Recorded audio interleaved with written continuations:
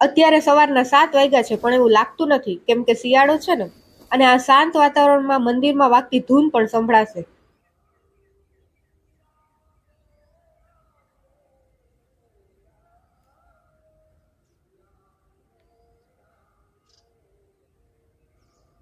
ત્યારબાદ હું આવી ગઈ ખેતરમાં અને ફટાફટ ડુંગળી ઉપાડી લીધી.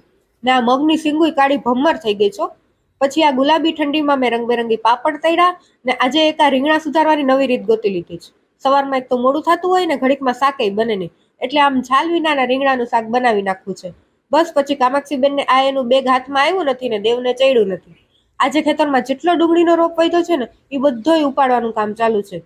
ને એમાંથી આટલી ધાણાભાજી નીકળી. પછી મેં એ બધી ધાણાભાજી લઈ અને આવી રીતે આમ કટિંગ કરીને પ્લાસ્ટિકના ડબ્બામાં ભરી લીધી, જેનાથી તે એવી ને એવી એકદમ તાજી જ રહેશે. ને આજે સાંજ સુધીમાં આટલો રોપ ખેતરમાંથી ઉપાડી લેવામાં આવ્યો.